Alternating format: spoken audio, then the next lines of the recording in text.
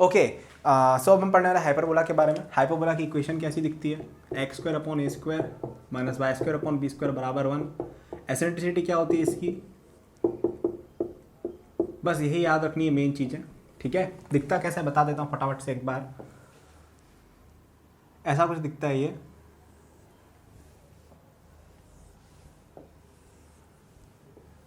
ठीक है। ये पॉइंट होता है आपका a,0 और ये पॉइंट होता है आपका -a,0, ठीक है। यहाँ पे आपका ये पॉइंट होता है, ये डायरेक्ट्रिक्स है। डायरेक्ट्रिक्स होती है इसकी x = a/e, 0 यहाँ पे, और ये होता है -a/e। e ग्रेटर देन 1 है तो ये a से लेस होगा। फोकस होता है यहाँ पे s, वो होता है आपका ae, 0। एक और फोकस होता है आपका इधर s' जो होता है -ae, 0। e ग्रेटर देन 1 है तो e बड़ा होगा, e से ऑब्वियस सी बात है, ठीक है। तो अब यहाँ पे भी लेटर सेक्टम वगैरह की बात आती है कि लेटर सेक्टम क्या होगी, तो अपन निकालते हैं, ठीक है। तो एक्स स्क्वायर, एक्स की वैल्यू ए डालो,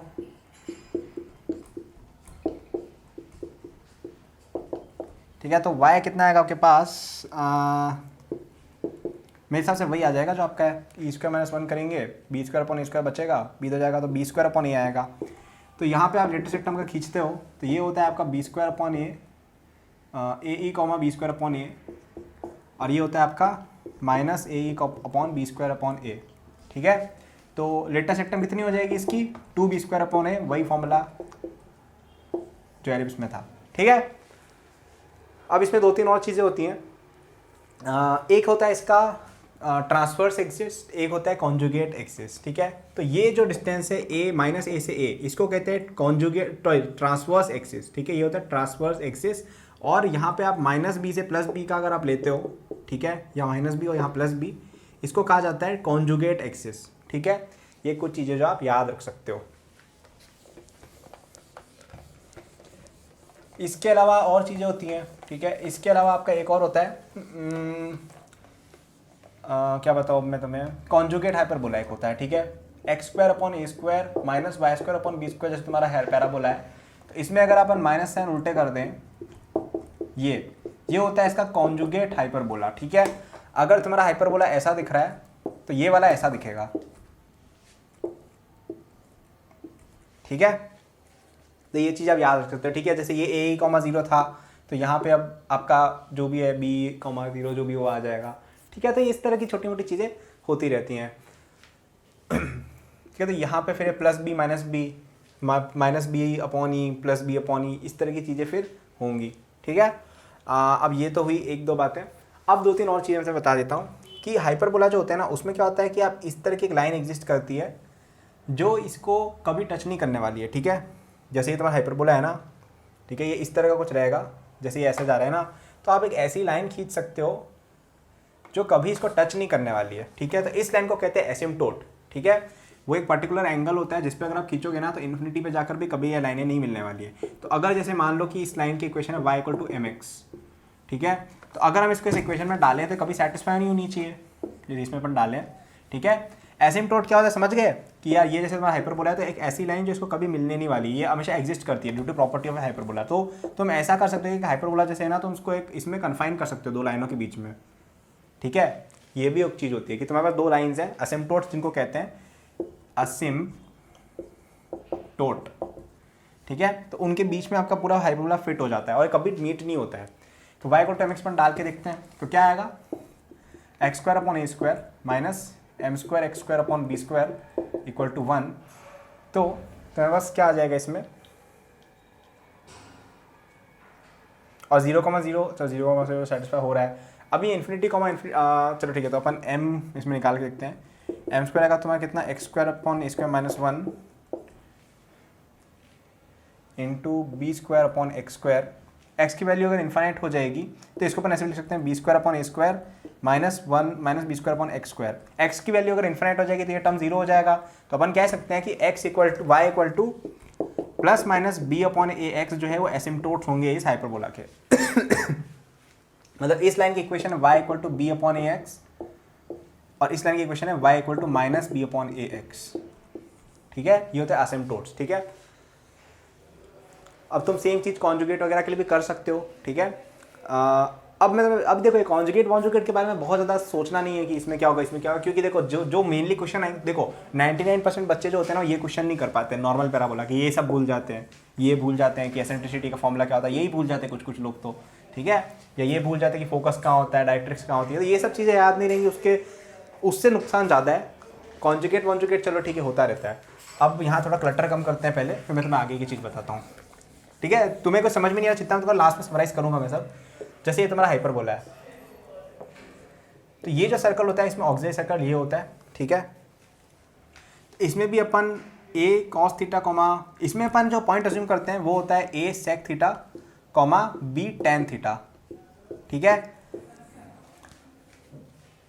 तो वो तुम इसमें वैसे विजुलाइज तुम्हें होना मुश्किल है, ठीक है। यहाँ पे बहुत अजीब सा कंस्ट्रक्शन होता है, यहाँ पे लेके फिर टाइम पास होता है बहुत सारा, तो वो मैं अभी करूँगा नहीं कि तुम लोग कंफ्यूज ज़्यादा हो गए, सीखोगे कम।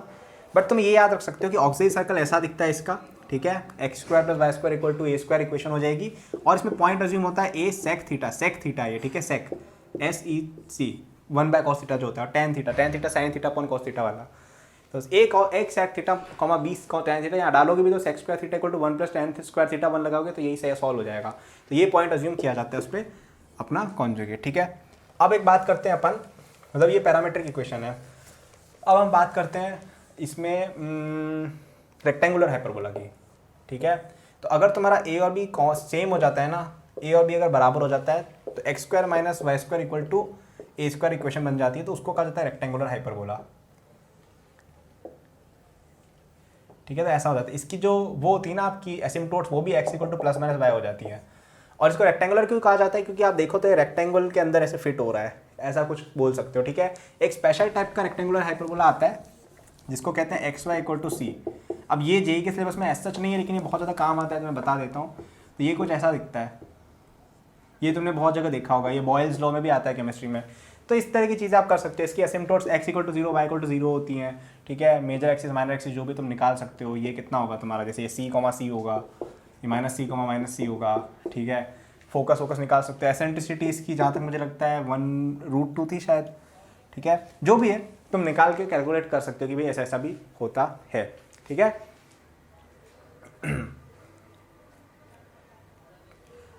ये तो हुई चलो बात है, ठीक है। तो मैंने तुम्हें बहुत सा इन्फॉर्मेशन दी थी हाइपरबोला के बारे में। मैंने क्या क्या बताया बस बताता हूँ, ठीक है। सबसे एक चीज़ ये इसकी एसेंट्रिसिटी >1 होती है, तो PS/PM लगाएंगे तो उसमें >1 करना है, बस आंसर आ जाएगा। तो हम देखते हैं हमने क्या क्या देखा। हमने देखा हाइपरबोला की स्टैंडर्ड इक्वेशन, हमने देखा उसका डायरेक्ट्रिक्स कहाँ लाई करती है, फोकस कहाँ लाई करता है, फिर हमने देखा कि एसिम्पटोट्स क्या होते हैं, ठीक है। फिर हमने देखा कॉन्जुगेट हाइपरबोला क्या होता है, इसमें -a² करना होता है +b² करना होता है, ठीक है। उसका कैलकुलेशन जो भी है वो आप कर सकते हो, उसमें कोई वो बड़ी बात नहीं, मैंने बता दिया था बेसिक कि ऐसा दिखता है वो, ठीक है। जो भी है वो मतलब वो डेराइवेबल चीज़ है, अगर तुमने पीछे चीज़ें पढ़ रखी, और ये इन चीज़ों पे इतना ध्यान नहीं देना है, ठीक है। मेन अपन को याद रखनी जो पहले वाली चीज़ है। फिर हमने देखा कि पॉइंट अज्यूम करना हो अगर तो कैसे करेंगे, a sec theta b tan theta. फिर हमने देखा कि ऑक्सिलरी सर्कल कैसा दिखता है। फिर हमने देखा एसिम्पटोट्स क्या होती हैं। फिर हमने देखा कि रेक्टेंगुलर हाइपरबोला क्या होता है, ठीक है। तो काफ़ी सारी चीज़ें थी हाइपरबोला में, ठीक है। काफ़ी सारे इसमें क्वेश्चंस बनेंगे जब आप टेंजेंट समझ पढ़ोगे तब। अभी इसमें नॉर्मल क्वेश्चन ही आएंगे कि एक पैराबोला है, हाइपरबोला है, उसका पॉइंट अज्यूम कर लो और फिर उसमें कोई लाइन पास कर देंगे, कोई क्या कर देंगे, यहाँ ट्रायंगल बना देंगे कभी कभी और पूछ लेंगे ये वर्टेक्स क्या है। तो वो सब सिंपल ट्रिग्नोमेट्री लगा कर सकते हो। ये पॉइंट निकाला, फिर यहाँ पे x, y मान के डिस्टेंस फॉर्मूला लगा दिया, या थीटा देख के tan थीटा निकाल लिया। तो इस तरह के क्वेश्चन छोटे मोटे आते नहीं है, ठीक है। कोऑर्डिनेट पूरा यही है, क्योंकि 11th का कोऑर्डिनेट अब यहाँ खत्म है। तो कोऑर्डिनेट में देखो यही है, आपको बस विजुअलाइजेशन अच्छा करना आना चाहिए, ठीक है।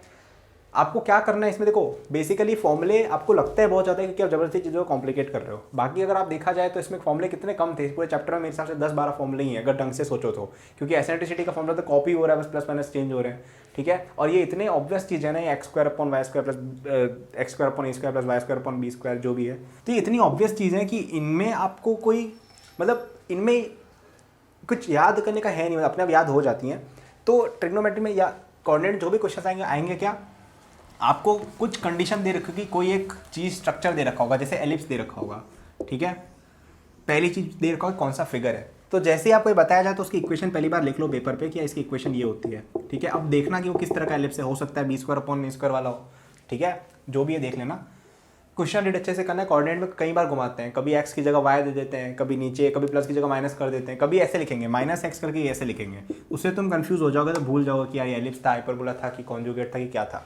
ठीक है, फिर दूसरा ये तुम्हें 2 या 3 इन्फॉर्मेशन देंगे कि एक पॉइंट दे देंगे, ठीक है, उसके अलावा आपको दे या बोलेंगे लाइन है, ठीक है, या एक और स्ट्रक्चर देंगे और उनके बीच इंट्रैक्शन करवाएंगे। ठीक है, यूजुअली पॉइंट देते हैं और एक फिगर देते हैं और फिर बोलते हैं कि इसका फुट ऑफ परपेंडिकुलर ऐसा है, इसका डिस्टेंस इतना है, इसका रेशियो इतना है, इसका एंगल इतना है, इसका स्लोप इतना है। तो आपको क्या करना है कि जो भी इन्फॉर्मेशन दे रखी है उसमें कीवर्ड्स पिक करो। जैसे एलिप्स है, उसकी एसेंट्रिसिटी दे रखी है, उसी समय दिमाग में आना चाहिए कि अगर अपन एक वेरिएबल ए अज्यूम करें तो दूसरा अपने पास निकल जाएगा, तो एक वेरिएबल आया। फिर हमें बोलेंगे पॉइंट है, पॉइंट के कोऑर्डिनेट्स रखे हैं, बहुत अच्छा। फिर बोलेंगे कि foot of perpendicular, foot of perpendicular जैसे याद आना चाहिए फॉर्मूला ये था। ठीक है, तो इस तरह के आइडियाज कनेक्ट कर करके तुम्हें क्वेश्चन सॉल्व करने रहते हैं। ठीक है, तो सबसे इंपॉर्टेंट चीज़ है फॉर्मूले अगर याद हो, बेसिक बहुत अच्छा रहता है। फॉर्मूले क्या है, बेसिक है, एक तो जो बेसिक डेफिनेशन तो है ही, स्ट्रेट लाइन के सारे फॉर्मूले हो गए, टाइप्स ऑफ स्ट्रेट लाइन्स, ठीक है, types of parametric points, equations basic वाली, फुट ऑफ परपेंडिकुलर बहुत ज़्यादा काम आता है, परपेंडिकुलर डिस्टेंस की लेंथ और मिरर का फॉर्मूला, ठीक है, section formula, distance formula, triangle का एरिया, ये सब बहुत कॉमन और बेसिक चीज़ें हैं जो बच्चे गलत करके आते हैं। तो ये एटलीस्ट ये बेसिक चीज़ें क्लियर होंगी ना, आप 90% कॉन्टेंट निकाल लोगे।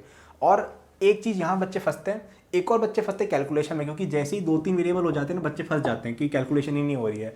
वो कैसे होगी कि तुम खुद से चीज़ें सॉल्व करा करो। ठीक है, क्वेश्चन हो तो उसको ऐसे छोड़ मत दिया करो कि यार ये तो क्या निकल जाएगा, कैलकुलेट करके देखो, उससे तुम्हारा IQ भी कहीं ना कहीं शार्प होता है कि स्पीड बढ़ती है, तो मतलब उससे आपका ब्रेन की मसल ट्रेनिंग होती है। तो आपको क्वेश्चन सॉल्व करने हैं, ठीक है, ऐसा छोड़ मत देना। स्पेशली जहाँ जहाँ वेरिएबल आ गए ना, कॉस थीटा आ गया, साइन थीटा आ गया, वो क्वेश्चन मेरे फेवरेट होते हैं, क्योंकि उनमें जितनी प्रैक्टिस होती है उतनी किसी में नहीं होती है। क्योंकि 2, 3, 5 वगैरह में क्या है कि प्लस माइनस करके रिडक्शन हो जाता है, इसमें क्या आपको सोचना पड़ता है और ये दिखने में भी आंसर ब्यूटीफुल लगते हैं। तो पूरा सॉल्व किया करो, तब जाके तुम्हारा प्रॉब्लम अच्छा होगा।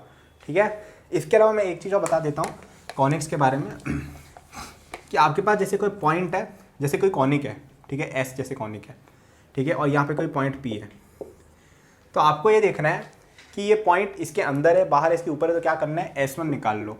S1 अगर ग्रेटर देन 0 है, यानी कि जो पॉइंट है वो आपके कॉनिक के अंदर है। ठीक है, S1 अगर इक्वल टू 0 यानी बाहर है, सॉरी यानी उसके ऊपर है, अगर S1 लेस देन 0 यानी उसके अंदर, जैसे ये पॉइंट है, ठीक है, इसका अपन जैसे पैराबोला अपने पास है y² इक्वल टू 2x है, और पॉइंट है अपना जैसे 1,3। तो अब तुम देखो y² - 2x निकाल के देखो क्या आता है।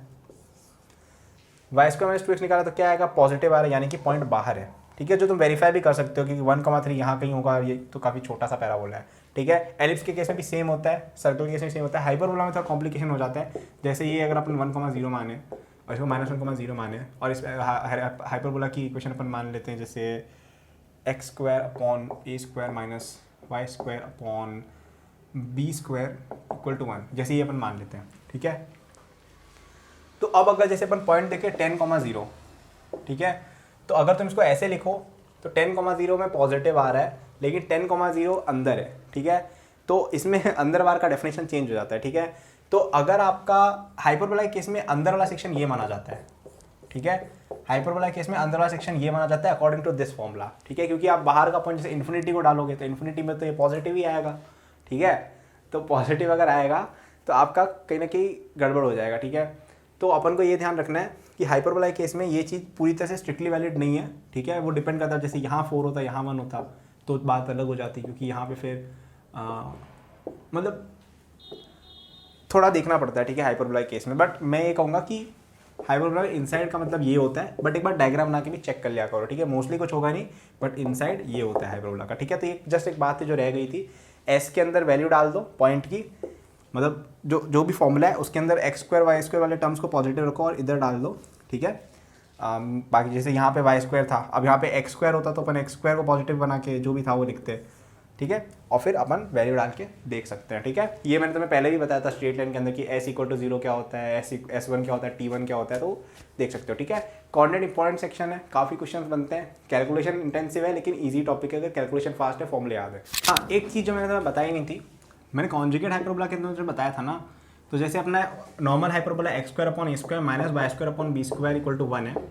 ठीक है, तो कॉन्जुगेट हाइपरबोला होगा आपका -x² upon a plus y² upon b² equal to 1, तो दिखेगा ऐसा। तो यहाँ पे ये जो है ये -b होगा, ये प्लस बी होगा, मतलब 0, बी 0, माइनस बी, और सब जगह एक ही जगह बी आएगा बेसिकली, ठीक है। तो इसकी एसेंट्रिसिटी जो है ना वो भी ये हो जाती है फिर। बाकी नॉर्मल फॉर्मूले में ए स्क्वायर अपॉन बी स्क्वायर करते थे, तो नहीं, इसमें आप ऐसा मान सकते हो जो टर्म पॉजिटिव है वो नीचे आएगी, सॉरी हाँ, जो टर्म पॉजिटिव है नीचे आएगी, तो यहाँ पे बी स्क्वायर पॉजिटिव तो नीचे आएगा। नॉर्मल पैराबोला में ये वाला पॉजिटिव था तो ये नीचे आ रहा था, ठीक है। तो इसके अंदर फिर आप कैलकुलेशन भी बी, ये जैसे b by e, minus b by e और बी बाई डिस्टेंस पे होंगे, ये जो है फोकस है ये बी ई और माइनस बी पे होंगे, तो ये सब आप देख सकते हो, ठीक है। एसिम्पटोट्स वगैरह के अंदर भी आप सिमिलर चीज़ें कर सकते हो, ठीक है, कोई वो नहीं है। तो या जैसे इसमें एसिम्पटोट्स की इक्वेशन ये हो जाएगी y equal to b by की जगह a by b plus minus a by b x, ठीक है। और वो इसलिए होगा क्योंकि जैसे तुम्हारा पहले ये था ना, तो मतलब बेसिकली आपका चेंज हो जाती हैं ये एसिम्पटोट्स, उनका स्लोप भी उल्टा हो जाता है, तो एक ही जगह b रख देना है, ठीक है, ज़्यादातर जगहों में। और एक चीज़ और कि कॉनिक्स या कोई भी कोऑर्डिनेट ज्योमेट्री क्वेश्चन में हो सके तो डायग्राम बना के बाद देखा करो रफली कि क्या हो रहा है, ठीक है। जैसे एक थोड़ा ऐसा एग्जांपल ऐसा मत लिया करो कि स्क्वायर बना दिया, ठीक है, थोड़ा स्क्रूड एग्जांपल लो, जैसे ये ले लिया, तो इसमें क्या क्लियरली पता चलेगा कि देखो जैसे इसकी एसिम्पटोट ये है, इसका कॉन्जुगेट लेंगे तो एसिम्पटोट अलग आएगी तो दिख जाएगा अपन को, ठीक है। तो ये कुछ और चीज़ें थी जो मैंने बतानी थी। सो या thanks for watching this video till the end, I am sure that you enjoyed it. यदि आप अपनी पूरी जेई प्रिपरेशन मेरे साथ करना चाहते हैं तो आपको डिस्क्रिप्शन में मेरे जेई के फुल कोर्स का लिंक मिल जाएगा। इस कोर्स में आपको जो यूट्यूब पे मेरे लेक्चर्स और प्रॉब्लम सॉल्विंग के वीडियोस मिलते हैं उसके कंपेयर में बहुत ज़्यादा कंटेंट है, एंड आपको यहाँ पे practice sheet with solution, test series with solution दी मिलती है। It's a complete solution, you can rely on it. आप यदि किसी कोचिंग जाते हैं या अगर आप सेल्फ स्टडी करते हैं, in both cases it will be very useful, so do check it out. Okay, इसके अलावा मेरे जेई के फ्री नोट्स भी डिस्क्रिप्शन में लिंक्ड हैं, एंड डिस्क्रिप्शन में और भी मैंने बहुत सारे रिसोर्सेज फॉर स्टूडेंट्स डाले हुए हैं, जैसे the books that I recommend, my social media and my newsletter in case you want more content or if you want to approach me with any doubts or suggestion. Notes हैं NEET के students के लिए, college students के लिए, startup enthusiast के लिए भी, olympiad enthusiast के लिए भी कोर्सेज हैं, तो चेक जरूर कर लीजिएगा डिस्क्रिप्शन, आपको काफ़ी यूजफुल रिसोर्सेज वहाँ मिलेंगे। Thank for watching, like subscribe कर लीजिएगा for more such videos. Good luck.